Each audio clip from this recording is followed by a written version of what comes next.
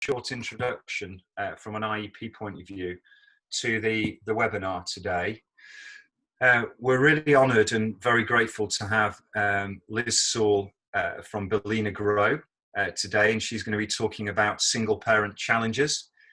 And I'm sure we're going to learn an awful lot from that. And I want you to interact as much as possible as you can throughout this process, so please use the chat.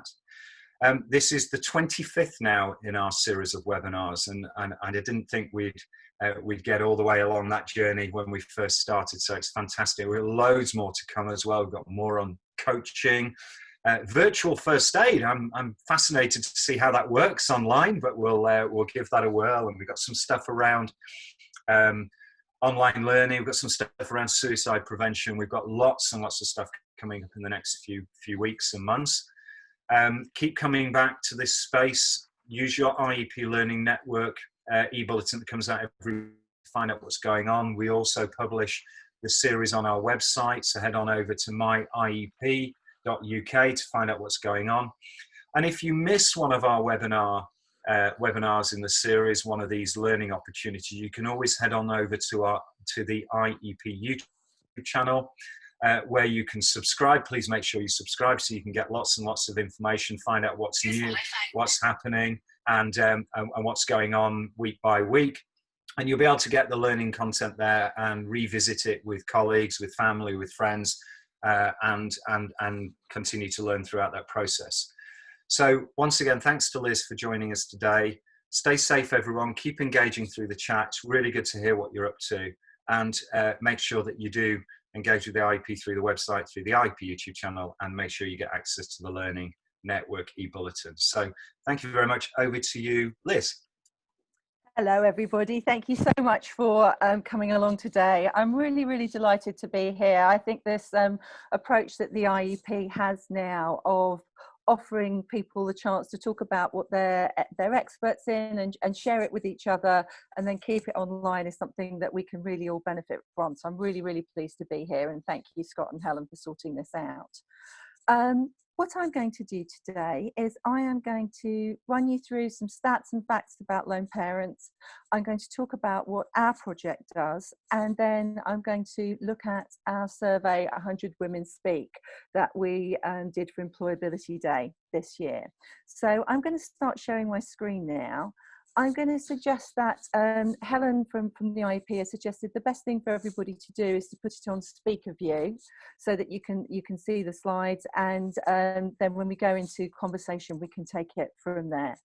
So I am going to now start with I'm going to turn off my video here so that I can focus on the screen, and we're going to look at supporting lone parents into work. So the first thing I want to say is that there's always a discussion around terminology. So throughout this, I'm going to be talking about lone parents or single parents interchangeably. When I was chief executive of Gingerbread way back in the late 90s, we changed it from single parents to lone parents, but my understanding from Gingerbread now it's the change from lone parents back to single parents. So I think, you know, just bear with us on that. Why do we support lone parents, single parents? Why is that an area that we should focus on? I think the first thing that I would talk about is about the fact of people living in poverty. The second thing I would talk about is the fact that you get real double bubble if you support lone parents, because you get an intergenerational benefit. We know that if people are going back to work, their families do better. Then something we're going to be talking about in the session, the 50-year career. Women have to work now from 18 to 68. And so we're in a situation where women have a 50-year career now, and the time out they had to look after their children is a small part of that. And then finally, if you are looking at supporting women, if you do things right for lone parents, you will support all women. So let's just have a look at some lone parent facts and stats. So in my lifetime, the number of lone parents in the UK has almost quadrupled. There are now 2.9 million lone parent families. That's 15% of families with dependent children, and 1 in 5 dependent children live in a lone parent family. And the interesting thing about that is that it's not the same 5 children all the time, 1 in 5 children all the time.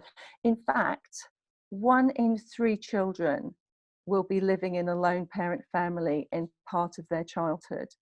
So everything that you can do to end the poverty, to boost that double bubble, to help those women during that career is going to be supporting 1 in 3 children in society. So I think it's the support for the women in order to enable them to get back to work, but also that double bubble. And I want to do a poll now. What do you think the percentage of lone parents are women? So I've given you some options here: 50%, 72%, 86%, or 90%. Let's just talk a little bit about lone fathers whilst you're doing this. So, you know, what percentage a women is going to give us, what percentage are lone fathers? And lone fathers tend to be older. Lone fathers tend to have worked before, and lone fathers tend to want to go back to work more quickly. So lone parents, there are different, differences between men who are lone parents and women who are lone parents. When I was at Gingerbread, we did a survey that looked at the needs of lone fathers, and we called it, no one told me I'd have to learn to sew. And what we found there was that there were advantages to being a lone father, in that people often valued lone fathers in a way that they might not have valued lone mothers. But they also felt very excluded from services. So when you're developing services for lone parents, you really do need to think about what you're developing for lone fathers. So I'm going to share our results here. It's quite mixed. It's 47% say that there's 72% of lone mothers. 35% say it's 86% of lone mothers, and 18% say that 90% of lone parents are lone mothers. Well, what's interesting is that that figure has also changed. For about 30 years, up until about 2015, that figure was 90%. But there are an increasing number of lone fathers. So it's now 86% of lone parents are women. So there is a growing number of lone fathers in that whole group that we need to be thinking about when we're thinking about lone parents. So why might, I just want to just finish a couple of other things. Let's do a bit of myth busting as well here. The average age of a lone parent is 39 years. There used to be this myth about teenage mothers, and actually one of the things that has happened has been there's been quite a lot of effort to reduce teenage pregnancy, but lone parents have always been older than that. So the average age is now 39. And also the majority of lone parent, single parent families have 1 child, and actually single parenthood is a temporary situation for most people. It lasts around 5 years. So when we're talking about lone parents, single parents, we're talking about people often in a stage in their life. So why do we care? Why do we need specific things for single parents? And I think this is probably the statistic that's really important. In a family where there are dependent children, in a couple family, only 5% are there where no one is working. But in a lone parent family, we're up to 30%. And that accounts for the issues around poverty that we've been speaking about. So it's very important that we when we're looking at why we do this, the fact that we can help those families increase their income is very important. Can I just ask, are there any questions? Are there any points that people want to talk about so far? Any points that people want to raise? Yes, Liz, we've had a question from Richard. He says, is 39 the average age when they become lone parents? Otherwise, if you are left holding the baby at 30, then by the time they move out of 18, you will be approximately 39. If that makes sense. It does make sense. It absolutely makes sense, Richard. You're absolutely right. That's not the age at when people start becoming a lone parent. And in fact, even when there was this big focus on teenage lone parents, they were only ever 4% of the total, because they would get older. So this is the average age of a lone parent, not when they become a lone parent. Okay, so let's have a look at our next slide. So one of the things that I want to talk about is the success of getting lone parents into work. 68% of lone parents now do work, and over 70% of those with children over 12. And this figure is up 20% in 20 years. And the reason for that is the real testament to actually political parties of both persuasions to focus on how you can encourage lone parents to think about work through the moves on job seekers allowance, and then also how you can support lone parents with the practical issue. And I think that's why, if you look at that figure for children over 12, it's when people stop having to provide regular childcare. It's the practical issue of childcare that's made the difference. So let's have a look at what's been happening to lone parents. So these figures are for JSA. Obviously, lone parents are now moving on to universal credit, but we can see a sort of a strange thing in this slide, which is there were lots of people earlier on. It didn't look as if there were many on JSA. That's because up until the early noughties, lone parents weren't on unemployment benefits. They were on inactive benefits until their children were 18.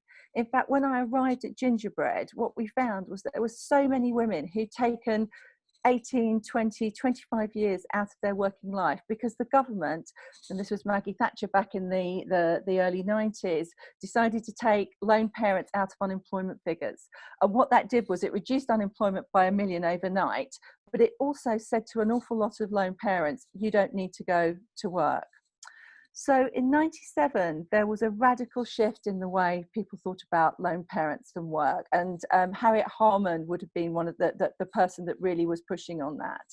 And what she decided to do was to set up the New Deal for Lone Parents, one of the most popular and successful programs, unemployment programs, that Job Centre Plus has ever run. And the reason for that, it was a voluntary program, and it was supported with a lot of money. And the people who worked on it were also volunteers who wanted to help this group. And both the parents and the Job Centre Plus staff who worked on this rated this as one of the most highly successful programs they'd ever worked on. And the next thing that happened was that successive governments challenged lone parents to go back to work earlier. And what you're going to see from the next slide is that that challenge was taken up by lone parents. So if you look at this slide, what it does is it shows over 20 years, it went down from 18 to 16 to 12 to 10 to 5, and it's now at 3 when people have to start thinking about going back to work. And at every point, there's an immediate, as that change in years happens, there's an immediate shift on the scale of lone parents going onto unemployment benefits from inactive benefits. A great big shift upwards on every bit of the graph. But then those lone parents do start to go into work. So I think both the government and the lone parents have been challenged and taken up that challenge incredibly well over the last 20 years. But I think we need to be realistic about what is likely to happen as we move forward. Lockdown showed us that we can all work from home, or lots of us can work from home. That's great. I know there are members of my team here, and we've really successfully worked from home. But it's also shown us that during lockdown, it was women that often put their careers on hold in order to support their children for education, and that working mothers were interrupted more than working fathers. And so there's these kind of interesting statistics that even during lockdown, a lot of the things that we would expect to have happened to women taking responsibility did happen. And I think we're also moving into, I learnt this word today, and I actually changed my slides for the IEP this morning in order to get it in there, but a she session. never heard of this but really like it, but not its consequences. A she session is the likelihood that women are going to be particularly affected by the recession that's coming up, because a lot of the work that they do is going to be, you know, in hospitality, in retail. Those jobs are going, having lost an awful lot of jobs in admin in the last 20 years anyway. So there's all of that. And then on top of that, we've got this dilemma that the country is facing about, do we open the schools? We must, because the children need education. But if we open the schools, are we going to have to stop people doing other things? So I know that there are companies who are now saying, well, if we're opening the schools, we can't reopen our offices because it puts us all too much at risk. So this she session is likely to make you know, a real difference.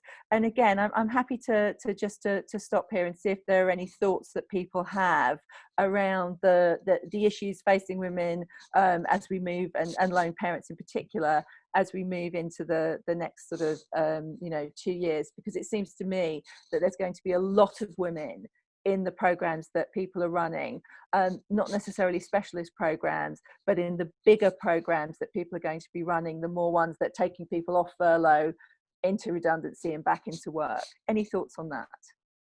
We're just waiting for people to get comments into the chat. But I can personally speak from experience of trying to homeschool during lockdown while trying to work from home was extremely difficult. And the thought of having to do it if it happened again from September is sort of overwhelming, isn't it, for a lot of people? Yeah. So I can only begin to imagine the impact it would have on households if that happened again. So what I'll do is I'll move forward, and we can pick up anything on this towards the end. But I do think that this is something that all employability organisations are going to have to be thinking about. And as I say, if you can get things right for lone parents, you will get things right for couple women as well. Okay, so definitely, I agree with that. As a couple, it's it's hard, so it must be nigh on impossible for lone parents. So if we're thinking about what it is that is going to be supportive to us to try and get people to move back into work, let's just have a look at one of the activities that we do on the GRoW program. So the GRoW program supports all women who want to well, it's mainly mothers who want to get back to work. And in the past, in the olden days, we would run those groups in schools, in children's centres, in community venues like libraries. Now we're doing it online. And one of the questions we ask people is, what about looking forward? Where do you want to be? So what do women want? What do lone parents want from the future? And we ask them to draw it, because actually a drawing is often more revealing than just a list of words. And when we get people to draw this, they draw 3 things repeatedly. It's almost as if there's a common dream that everybody's dreaming at night, and then it comes out into these pictures. And these are the 3 things that they draw. They draw a house, they draw a car, and they draw a holiday. And we say, when we're talking to people, it comes up again and again and again. And when we talk to people, we tend to look at it like this, in that the house is the security. People want to have something that they feel confident about, a place to live, a place to bring up their children. Most people who are living in poverty are living in housing that they deem to be inadequate, and things like the bedroom tax, the benefits cap, those things have really contributed to that, especially in places like London where housing is so expensive. The car we see as the freedom that people want. And that freedom is about not always having to wait for the bus. It's about being able to do what you want to do when you want to do it. And then the luxury, and those luxuries are often really basic things like, I'd love to take my kids to Disneyland. I'd love to just lie on a beach. It's just that idea of that little bit extra that you have if you're able to get some money. So what people want is totally reasonable. And that's one of the bases of what we do, to say what you want is something that is completely reasonable.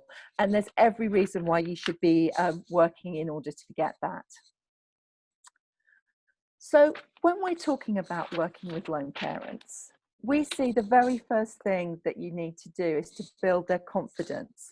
And the words that we try to banish from the programs that we run are I'm just a, it's difficult to, I haven't done, because those are the words that are about denying yourself your opportunities. But one of the things I would say is that we're often here talking about a universal basic income that people need. But I would say the universal basic income that you need on an employability program is confidence. You need to build people's confidence in themselves and in the market that there will be a job for them to do. Having been a trainer for many years, one of the things I've learned is about different people's approach to training. And some of you will have heard of these: the activists, the pragmatists, the theorists, the reflectors, how different people learn in different ways. And one of the things that I found on the programs that we run for lone parents and for women generally, the people on the programs tend to be the theorist reflectors, because if you were an activist pragmatist and you wanted to get back to work, you would go and get a job, or you're on our program because you want to get a job and you see that as a step forward. But an awful lot of people have been on benefits for a very long time as theorist reflectors. And the reason that happens is because they're the people who are asking the questions. If I go back to work, what will happen? If I go back to work and my kids are ill, what will happen? What will happen if I can't leave work because the boss asked me to stay late? So this confidence has to be around the fact that an awful lot of people have been through these issues, and it's not going to be perfect and it's not going to be easy, but it's by trying that you will make the difference.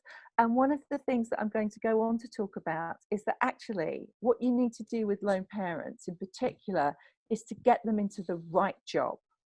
It's no good just pushing them into any job, because report and study after study has shown is that if they fall out of employment, they're much less likely to go back in.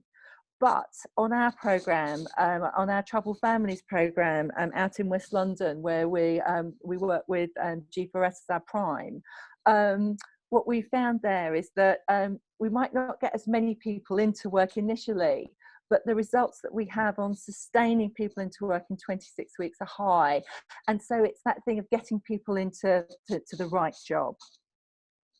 But also, I want to go back to this 50-year career.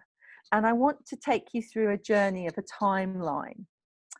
So if we think about us now in 2020, let's have our lone parent. They're 25, they've got 2 children, a 3-year-old and a 6-year-old. And this is their life now. And what you'll find when people are bringing up children is that they can only really relate to what's already happened. They can't really look forward. So when they're looking after little ones, their life is like always about looking down. And one of the things we know is that time really slows down when you have little children. And it only really starts to go back into real time, I think, once they're in primary school. So let's look at our lone parent in 2020. If we take her forward 2 years, now she's got both children at school and she can start to think about what she wants to do. So our lone parent at this point is going into training. One of the great things about, somebody's put in a question here about digital divide. I'm going to go on to talk about that in our 100 Women Speak. But yes, one of the things that's happening now is that women are doing a lot more training online, and we need to value that. Let's look at her at 30. She's now got 2 children at school, 1 in secondary school, and she can work part-time. If we move forward another 5 years, she can work full-time now because both her children are out. She's not having to take responsibility. And then maybe in 2035, I've got 2039, that should be 2030. 2035, she's 40, she's now a manager. Both her children have left home and she's able to live her life. And what happens when you take people through that timeline is they start to realize that in a very short period of their life, what they're fully responsible for now and what is taking up all of their time will not be happening in the future. And I would say if you're working with lone parents, one of the things that you need to do is you really need to think about how they experience time and how they're going to be thinking about the opportunities that they will have as their children's lives change. And I think this is one of the wow moments when we do the program, because as they see their children growing up, they realize that they too, their children too, will be thinking about their own lives. So The next thing, we talk a lot about time, but lone parents, single parents, because of the issues that they face, especially when their children are younger, they swap time for money. And they're more likely to be working part-time if they are in work. And lack of flexibility makes it very difficult for a lot of single parents because they can't work those full hours. And if there are, I wrote an article for the IEP's first journal, which was called Lockdown Silver Linings. And I'd urge you to read the whole of the journal. It's fantastic, and it's on the IEP website. But my part of it was talking about the things that we need to take out of lockdown. And one of them is this idea that we need to look at how we can make work more flexible so that we can bring in the people that want to go back to work. And again, I know that there are members of my team here, and some of them are working 10 hours a week, but that's the maximum that they can do. And we need to look at jobs that people can do in the hours that they have available so that we're benefiting from those people's skills and experiences. This is a picture of my great niece. She's absolutely gorgeous, but it does mean when you have little ones, childcare in this country is incredibly expensive. Childcare for under twos is very difficult to fund if you're, even if you're a couple family. But childcare for lone parents is the biggest issue that they face. And in a recent survey by Gingerbread, they found that actually childcare is the biggest, the struggle that people have in terms of affording it compared to couples. And it's the lack of affordable childcare that stops a lot of women going back to work before their children can get into school. So I've talked about sustained employment and the importance of that. I hope you've liked some of these drawings that we've had by the sides of the slides. These are all done by women on our programme. And what's fascinating is that we're able to get them to, in a very quick space of time, get them to realise how amazing the skills that they're building are. But when they go into employment, what you find is that lone mothers, single parents, if they get a good job, it's like golden cufflinks. Not cufflinks, what's the word? I'm looking, handcuffs. So golden handcuffs. So it's the idea that if they get into a job that suits them, they will stay there. So a lot of employers understand that if you can provide flexible working for lone parents, you're likely to get somebody who is really determined, who will stay there and who wants to keep that job. And I know on the program that we're working on, so many of the women have found employers that they've been able to create that relationship with, and they're offering, that invariable 110%, and the employers value that as they taking people on. So let's just have a look at what one of the biggest changes in benefits is going to mean for single parent households. So many of them have been affected, and if you actually put it against the benefits they would have received under the much more generous system that was operating up till 2010 under Working Families Tax Credit, if they went back to work, a lot of lone parents are getting less money. However, if they are already on universal credit before they start working, they don't have to change benefit, and that is a tremendous boon to people. The continuity of benefit and the fact they don't have to change all their housing is incredible. But the other big difference it makes is micro jobs. It allows people to go back to smaller jobs, and because you get childcare support from the first hour, you can add that in. But also a lot of people might have 10 hours where they didn't have 16, and it means that they can start small and move on. So one of the things that we're also talking to people about is that we need to upskill people when they're with us. We need to give them those kinds of skills and training that will help them get into jobs and feel more confident to apply for jobs. And that's something that as employability organisations, there's so many free courses out there online that it's going to make a really big difference, because they won't have to worry about childcare. Again, another lockdown silver lining. But also, the other thing that we need to remember when we're helping single parents back into work is that they've often been out of the labour market for a very long time. And what we need to be doing is getting them to have things at the top of their CV. So we need them to have training courses, we need them to have volunteering, we need them to have work placements, all those things that they can do when they're on our programs that will then help them get into work. And finally, here's some of my team and some of the women that we work with and their children. And when you're talking about lone parent families, you can't exclude the children from the conversation, and you can't exclude them from the activities that you do. And you need to think about how you're working with them. And I'd just like to plug something that we're doing next week, which is we're doing GRoW on tour. We're going out to parks in the areas where we work, and we're going to be socially distanced, but we are going to be meeting with people, and we're going to be encouraging them to think about how they can go back to work in September.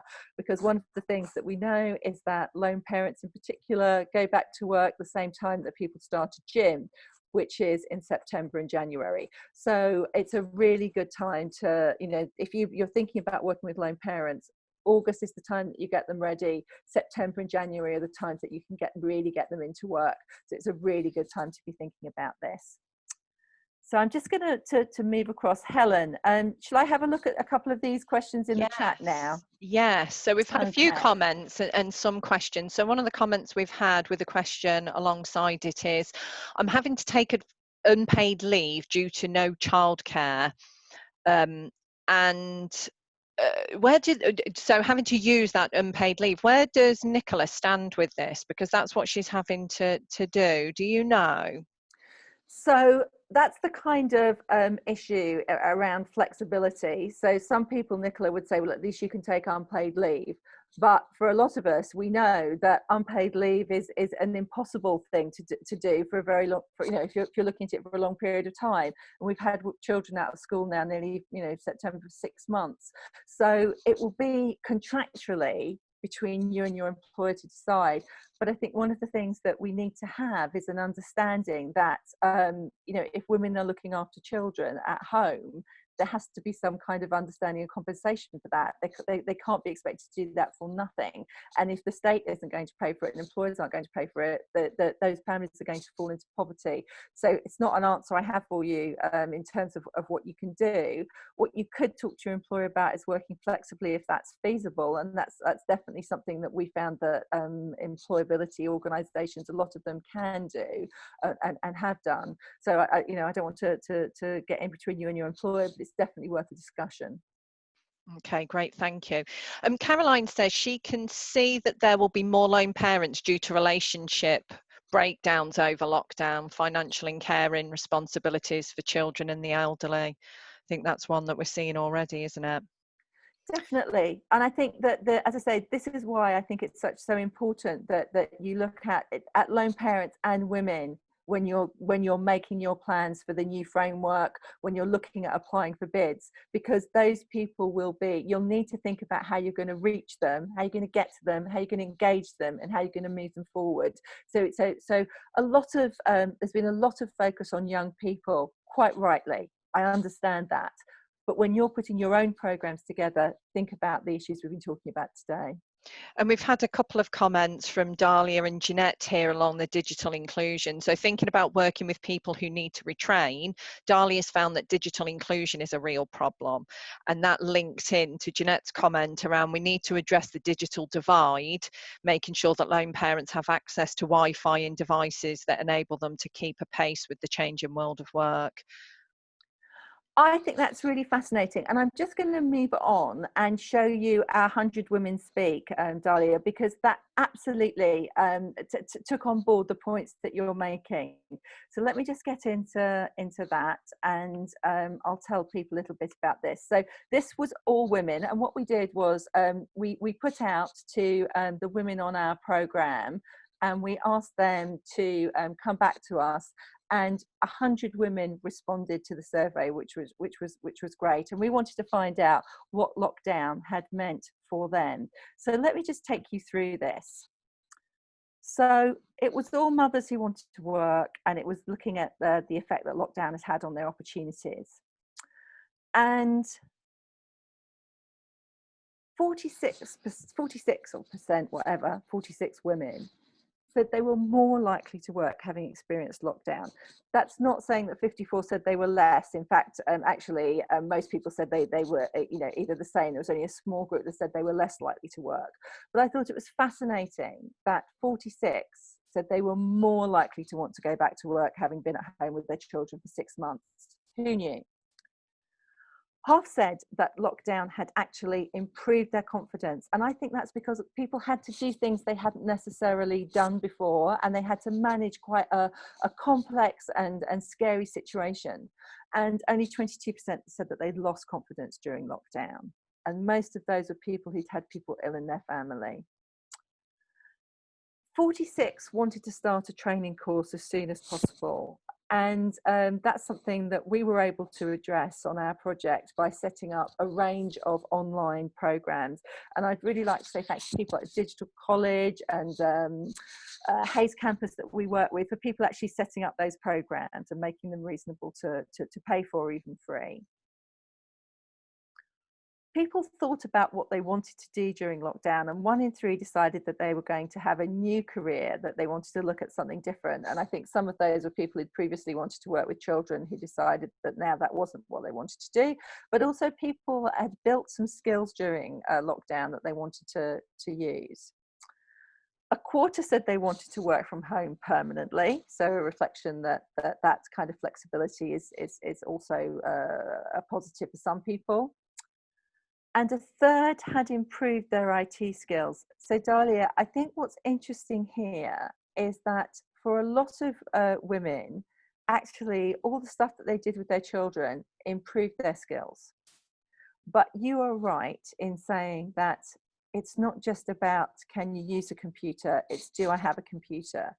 And a lot of the poorest families don't have a laptop. They might have an iPad, they might have a phone. Most people have a smartphone now. One of the things that we did there was all the online training we provided, it had to be smartphone accessible. So I'm not saying that we don't have to improve the accessibility to hardware and software and Wi-Fi, but we also need to look at how we can make things available on the applications that people have, and most people now do have a smartphone.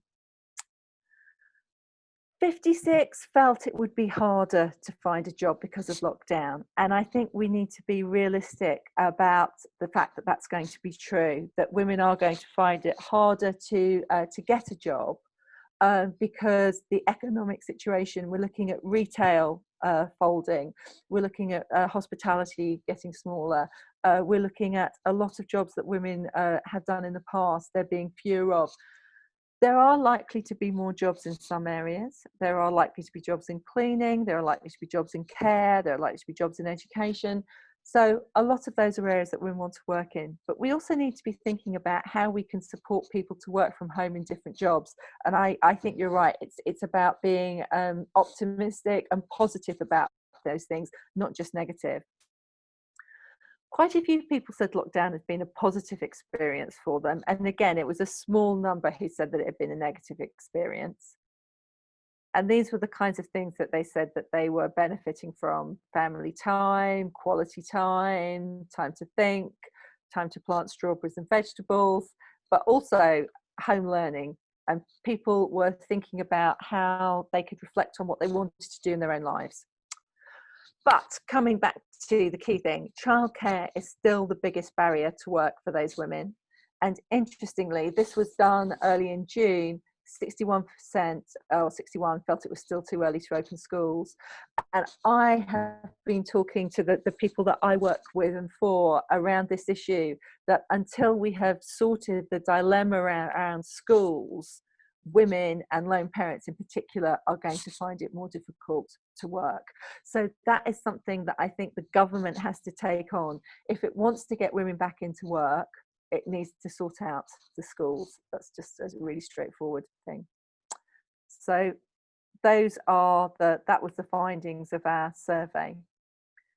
So any more thoughts or questions? We do. So Dahlia had shared with us around her her experience that before lockdown, there was employers were less open to job share.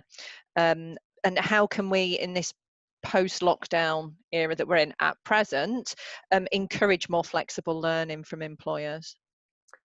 How do we sell the benefits? So I think some of the stuff that we've been talking about today, about how if you can get lone parents into work, they stay there, and the fact that you are likely to have very steady workers, and the likelihood that those people will, especially, so most lone parents want to work close to home because they don't want to add travel.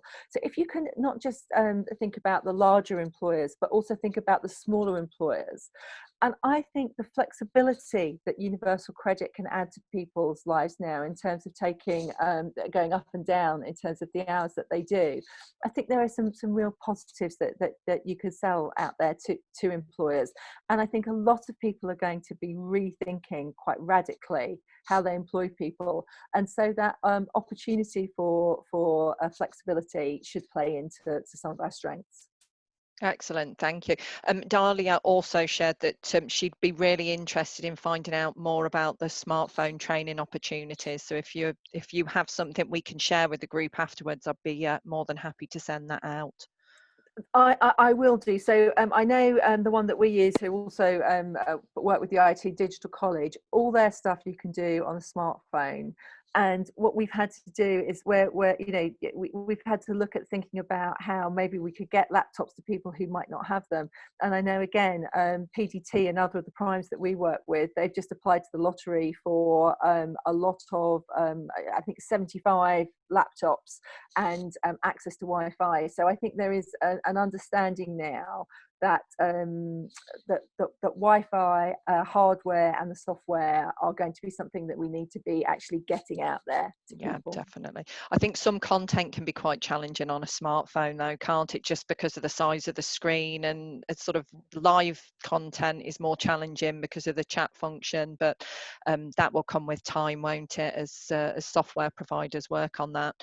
Michelle says we may also have to predict the future job market and look into training women into those roles so they can preempt what is going to happen and be ahead of the curve. This will open up opportunities. Yes, I think Michelle's right. I don't know if it's my Michelle, you're from, whichever Michelle you are.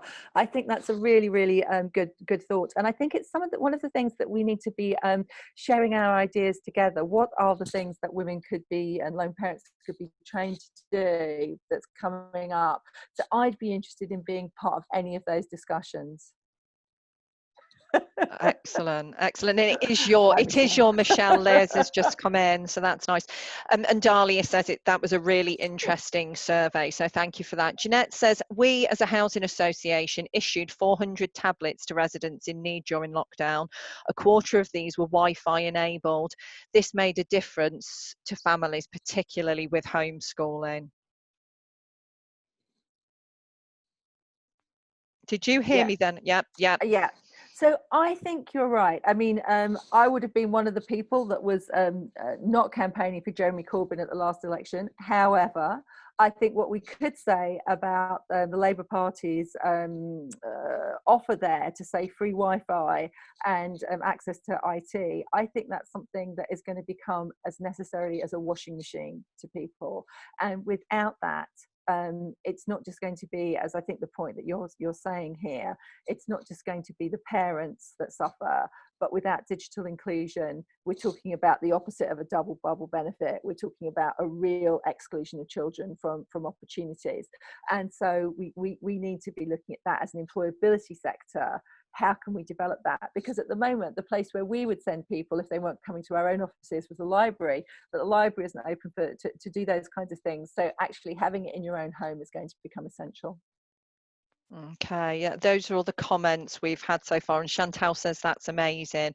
I'm not sure whether she means your whole presentations, which she could likely, or it could be the 400 tablets, but I think it's equally likely it's either of them. So maybe Chantal will share that with us. Those are all the questions and comments we have at the moment, Liz. Thank you very much. So what I'm going to kind of round up with is future-proof your programs. Yeah, think about the support that you can offer to single parents, lone parents, and to women, to make sure that as you're going forward, as you're making those bids, you're including a group of people. Think about how you can improve that digital inclusion, and think about how you're going to support people with children, because they're going to make up, again, a large part of the people that you work with. And if you can future-proof it for single parents, you'll future-proof it for women, and you'll future-proof it for families. So it's about how you can start with the most basic stones and foundations and build a programme.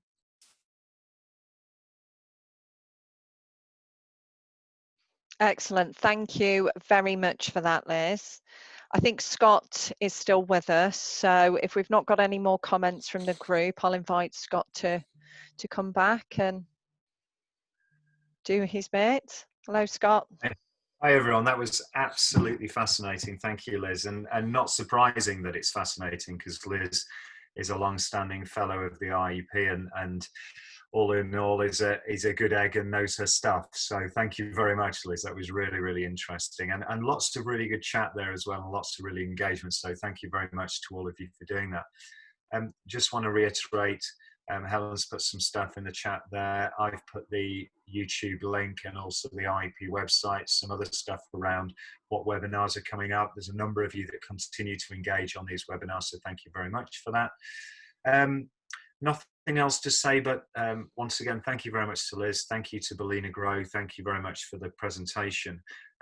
Stay well, stay safe, and we'll see you at the next webinar. So thank you very much.